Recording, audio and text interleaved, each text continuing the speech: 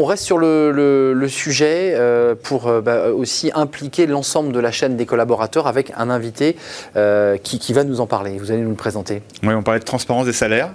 Il y en a qui vont un peu plus loin, peut-être, que ce sujet, en tout cas dans la liberté, la responsabilisation qu'on propose aux équipes. On est avec Yael Guillon. Bonjour. Vous êtes le cofondateur d'Infusio. Vous êtes un cabinet de conseil spécialisé dans la transformation globale des entreprises. Et justement, vous avez un choix atypique. On le lit parfois dans certains livres de management et de nouvelles pratiques d'entreprise. Chez vous, les salariés sont libres de fixer eux-mêmes leur salaire.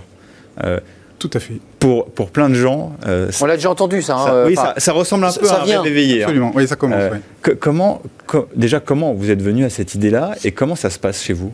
Alors, en fait, notre raison d'être chez Infusio, c'est d'accompagner la transformation des organisations en redonnant du pouvoir aux collaborateurs et en leur permettant ainsi d'avoir de pouvoir prendre leur pleine responsabilité au service d'un impact positif. Donc la rémunération fait partie naturellement. Et naturellement, la rémunération fait partie. Et en fait, ce travail sur l'autonomie, c'est un des éléments de l'autonomie des salariés, l'autonomie, mais également la transparence et la confiance sont les trois leviers sur lesquels on travaille depuis très longtemps pour pouvoir développer cette logique de responsabilité et d'impact. Et d'engagement, si je fais. Et d'engagement, parce que forcément, ça a une incidence. Évidemment, d'engagement. Et donc, dans ce cadre-là, on a travaillé sur un certain nombre de choses.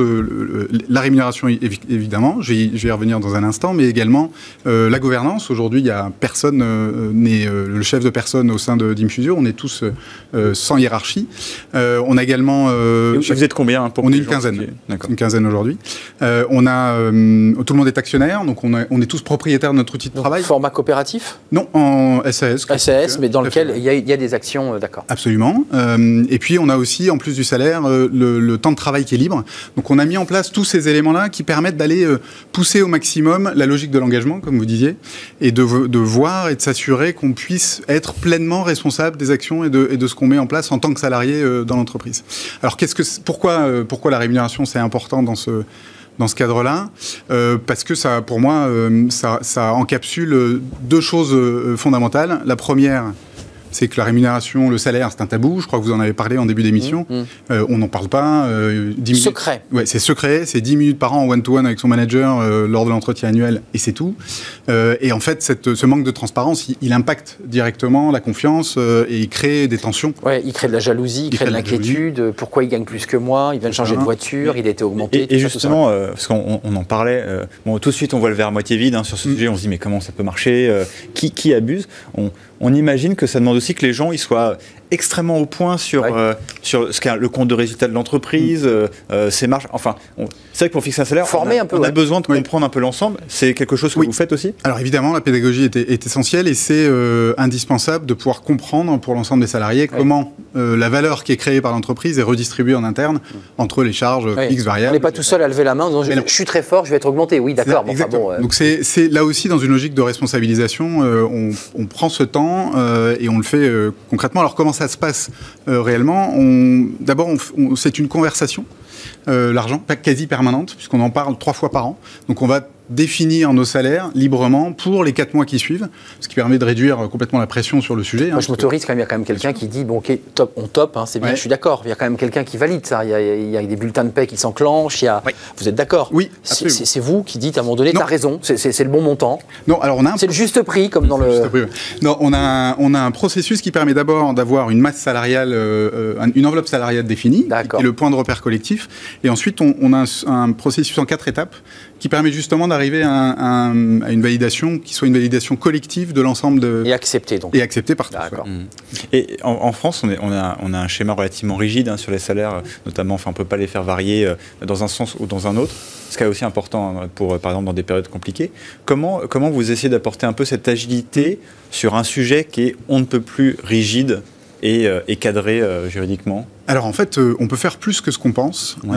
parce que monter ou descendre le salaire d'une personne, c'est un simple accord entre l'employeur et l'employé. On a un préjugé sur ce sujet. Absolument. C'est tout le monde, à chaque fois que j'en discute et que j'en parle, on me dit, ah oui, mais personne, comment on fait pour baisser les salaires? On n'a pas le droit. Vous voulez baisser par ailleurs? Ça arrive. Ah oui, d'accord. Certains baissent leur salaire, absolument. Certains baissent parce que c'est eux qui prennent la Oui, décision. c'est eux qui décident. Donc ils décident eux-mêmes qu'ils n'ont pas apporté la valeur ajoutée nécessaire.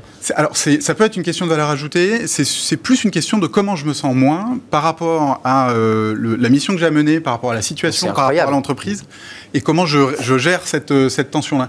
Et par exemple, pour vous donner une idée, avec le premier confinement, on a eu une partie de l'équipe qui a décidé de faire un effort de salaire pour réduire la charge sur l'entreprise en termes de charge salariale, évidemment. Bien sûr, qui pèse, oui. Qui pèse, forcément.